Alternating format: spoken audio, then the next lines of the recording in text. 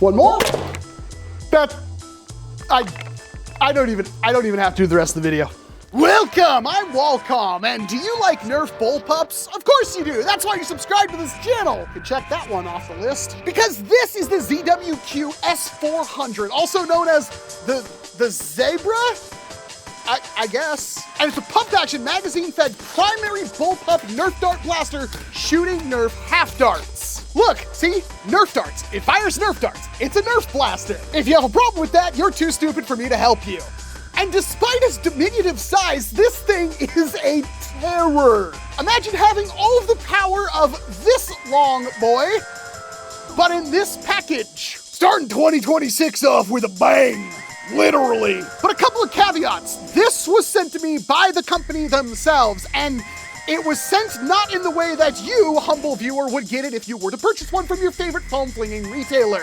I got the shell, and then about 2.5 weeks later, I got the internals, and I had to put it together myself. Normally, you would just get the completed blaster in the box ready to go. So if things seem a little bit different, or I'm going into a little bit too much detail, that is the reason why. I have been inside this thing, I have put it together bolt by bolt, and it's pretty exquisite. That being said, first things off is mine got messed up in transit. It is a very worn camo pattern on this thing. So this blaster will run you about $150 to $180 depending on where you buy it and what package you get with it. Putting this firmly in the territory is the upgrade path if you really like the X-Shot Pro Series long shot. It is a fully injection molded blaster, and it does come in a variety of colors. Also, I was not sent the forward priming grip with this blaster, so it's a Picatinny rail. I just put on one that I happen to have, which is the one from the XYL Unicorn, which works really, really good. Thanks a lot for that one, Tag. He's the one who kind of convinced me to use this. In fact, that old Nerf guy helped me out a lot with this blaster because I was kind of jumping in blind. But let's get down to it. Up at the front of the blaster, we've got a 16mm outer diameter barrel, which will accept pretty much any standard muzzle stabilization device you choose. The one on here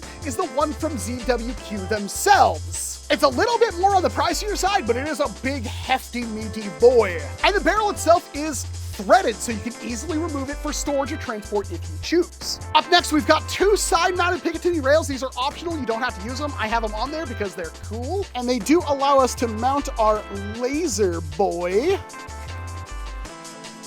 Good to go to blind small children. And above those rails, we do have a very long carry handle that also has a Picatinny standard rail attached to it with some iron sights molded into it.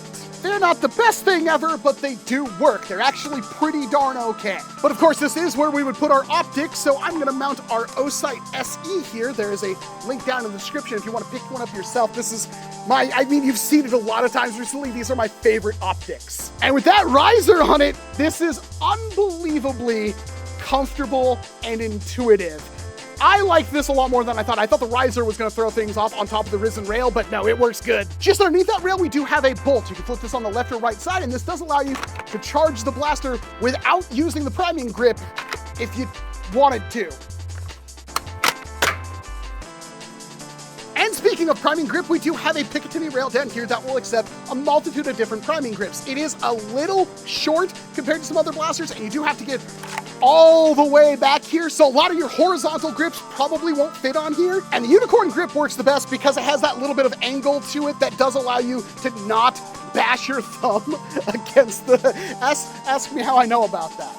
What probably isn't obvious is the fact that this thing has two massive Delwyn bearings on each side of the priming slide that are located in tracks on the side of the shelf. So this is ridiculously smooth, and I cannot understate that enough. This is the kind of thing that needs to be in every single blaster, and we're starting to see it in more and more of them, but smoothing out that priming matters a lot when it comes to the sheer force required to actually use your blaster.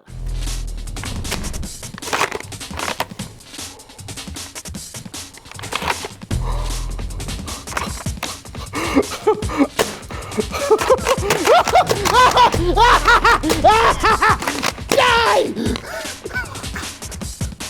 One more.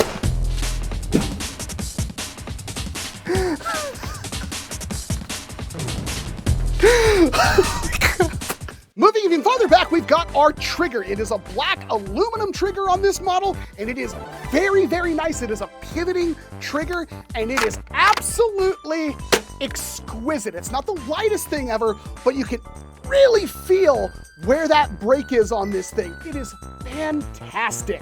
There's just a little tiny bit of take up, and then it breaks clean. There is an ambidextrous trigger block safety, so when it's vertical, trigger don't move, flip it back horizontal, trigger moves. And then we've got our main grip, and this is really interesting for this kind of blaster because it's an AEG style grip. I don't believe AR and AEG grips are the same thing. It might accept both, but it's clearly an AEG grip, like for an airsoft gun where they put the motor to drive the whole system. This is one that ZWQ branded themselves, and it is extremely comfortable, but if you want to customize it, you will have quite a few options for that because it is a standard part. I'm not sure if all of them will fit, but I'm sure most will. So you do have some good customization between your main grip and your priming grip for whatever ergonomics you're looking for.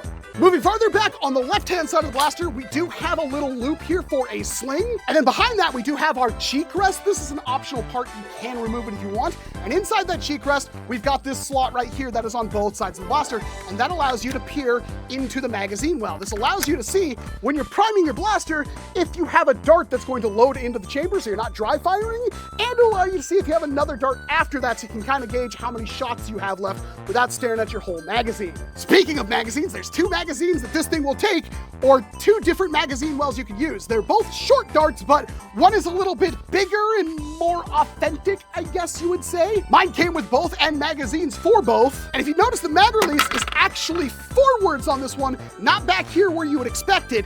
And yes, the magazines have the notch facing forwards, so it kind of is loading them in backwards. This is the Talon magazine, and it does work with other Talon magazine fed blasters. However, it's not exactly the same geometry, and that means out of the box, this thing actually isn't Talon magazine compatible. I've already seen stores call it Talon magazine compatible, but you do have to modify the magazine well in order to use standard Talon magazines from whatever company you wish. Like here is one that came with a motorized piston pump from X-Shot, and yes, you do have to put the notch that way, but it does work fine after you cut out some material in the magazine well. That is not something you can undo, and once you do it, unfortunately, it makes the original magazines a little wiggly, which is slightly annoying to me because they fit really good out of the box, but also they don't freely drop. Once you cut out that material, they do. But your mileage is definitely gonna vary on actual Talon mags. This is super weird, but ZWQ is known to kind of do this. All their other blasters use Talon style mags that aren't actually Talon mags. You have to 3D print out a whole mag well in order to get them to work with standard Talon mags like the Buzzbee, but with this one, it's the closest you're gonna get. It does work perfectly fine once you modify it. That being said, these magazines are really good. These things are way better than something like this or your standard Talon mags because it uses a recoil drum spring, like what you get with the NERF drums. This little sucker will hold 13 darts, and it is very rigid, very nice, very cool. I like these a lot. So if you want to buy 4 more of these things after you buy your blaster and just run these mags in this blaster, I can get behind that. And I wouldn't question you if you did. These are amazingly good. I just understand if you want to modify them to use the magazines you already have, that everything else uses. Keep in mind, these won't work with other blasters. So moving on to the very back, we do have, I guess you could call that a sling loop, and there's a part where a bolt goes in that I don't have, but there's another slot right there and a slot right there. You can also put a sling, and then you've got a rubberized buttstock, which is super nice. Last thing to note is that the grip, since it is like an AEG style grip, does have a compartment on the bottom of it, but unfortunately for me, the screw that you use to open it fell out. So I have to use like a thing, or else lose the whole catch. And it's a really annoyingly small, like M2.5 screw. It's not a standard one at all, but you could put your tactical, so you could put your tactical Skittles in there, or tools and extra screws, lube, oil, all that kind of stuff. It's really cool to have that container in there. My S400 Zebra also came with 2 springs. Whatever this is supposed to be, it is the weakest spring ever. I think it hit like 70 feet per second out of the box. I didn't even bother with it. I'm sorry. It's a thing that exists. And then the big boy spring, which this is a very smooth and reasonable prime, although it is incredibly short. And using this thing, it is powerful. We'll get to that.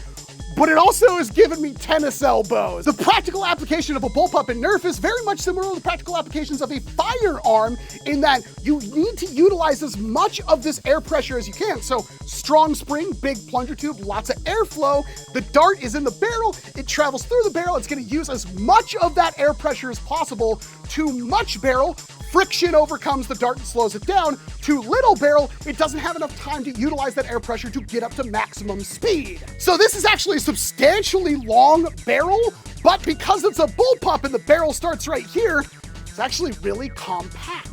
And if you want to swap out the spring or pretty much access anything inside the blaster, you simply undo this screw, and this is one big long bolt. So take out one side, the other side will come out, and you could pull out the entire front end. So we'll take off our B car here, take out one screw, take out two screw, and then undo this bolt. It is unfortunately two different size screws, but you could carry both tools in the grip of the blaster. Pull the threaded side out and the receiving end. And unfortunately, if you have the bolt on there, you will have to remove that as well. And with this set screw, you just need to loosen it. You don't need to back it all the way out. And then you can just pull the front out like so. That takes off this entire priming block. You can lubricate that and stuff. And then of course, access our spring. Unfortunately, this doesn't let us access our plunger rod. For that, you'd have to take apart the blaster. So not the fastest process in the world. I'd give it like a 2.5 stars. Could be easier, but it's still better than taking apart the entire thing. And realistically, it would only take you a couple of minutes. That covers the basic functions of the blaster, so let's move into the performance of the S400, starting with its velocities. I tested the S400 with a variety of dart types, and all of these measurements are in feet per second. Typical Nerf is around 70 feet per second, while pro level blasters are typically around 150 feet per second. The S400 absolutely smashes that. In fact, it's one of the strongest hitting blasters I have ever covered on the channel. With the Dart Zone Bamboo X2 darts, we got an average of 342 feet per second velocities. Yeah! Moving on to the slightly heavier AF Pro darts, we got an average of 304 feet per second, and yet with the heavier but far more stable 1.2 gram Saber T darts, the average is around 275 feet per second. That equates itself to some pretty extreme ranges. In fact, during my testing, I could only produce flat shots. Any kind of angle would have sent the projectiles off my property. This is some serious foam firepower. But I've been around long enough on the internet to know that you probably don't believe me, so check this out.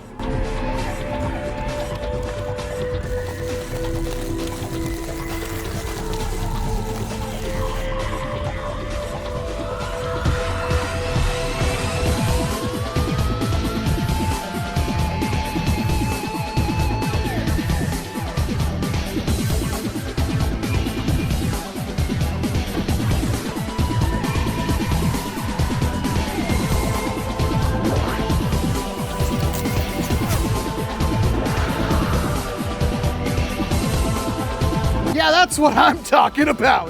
The S400 is not only a short blaster that can hit these absolutely extreme ranges, but it's also a decently lightweight blaster with some really good balance in its handling. I mean, if you don't like bullpups, you're not gonna like it no matter what it does, but that is really tasty. Precision testing is where things get a little interesting. While the darts did fly absolutely straight and true during my outside range testing, testing it against my indoor range showed there is like some kind of weird stuff going on. The blaster's actual precision seems to be a little hit and miss. With many other foam dart blasters out there, especially ones that I put an optic on and tune it to my target range, I can put out some pretty intense groupings. But it seems like no matter what I did with the ZWQ S400, I wasn't able to get that absolutely gnarly precision that I am used to. And this wasn't because of my muzzle stabilization device, which is the one ZWQ made themselves, and it is incredibly nice. I tried other ones and also different types of darts, and I was unable to be perfectly satisfied with my results. Make no mistake, this is a very good blaster, and you will most likely hit the target you are aiming at.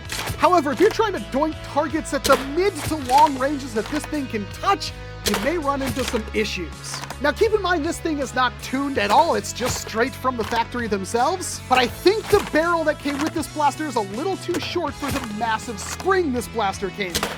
But right now, for me, the S400 in terms of precision is just pretty darn good. It could be a little bit better though. This is a blaster that I just can't get out of my hands. The incredibly smooth and lightweight prime for a dart blaster that hits as hard as it does, even though this thing is relatively compact and light, yeah, That means a lot. And this isn't even without actually properly tuning this thing. I mean, it has a massive plunger tube on par with the Buzzbee, and my Buzzbee can hit over 400 feet per second. I really need to do a video on that. Which makes the S400 more of like a side grade or a really good entry to higher level foam flinging. But if you already have other blasters and similar performance ranges to this, while this is very good, it might not be worth the cost of entry unless you like the design and you really want to have that nice, smooth, light prime. My problems with the S400 are pretty minimal, but the one that is getting to me a lot is the fact that if you really do try to rattle off shots as fast as you possibly could with this thing, you may run into the issue where you can't prime it. It locks up for that little split second after you pull the trigger as the whole system is resetting, and that jams up your arm and it doesn't feel good. It isn't the fastest thing to disassemble to swap out parts on, but it isn't as bad as some other blasters, so there is some takeaway there. Overall, if you like bullpups and you need something that can really reach out there and touch somebody, this is a no-brainer if you don't want to go the 3D printed route. And I can give this blaster the highest recommendation, 1, if you like how it looks, and 2, if you don't already have one of those high-end blaster options. The S400 is one of those blasters you're gonna have to try really hard to convince me isn't an absolute dream to use. This thing's, you gotta get one if you're even remotely interested.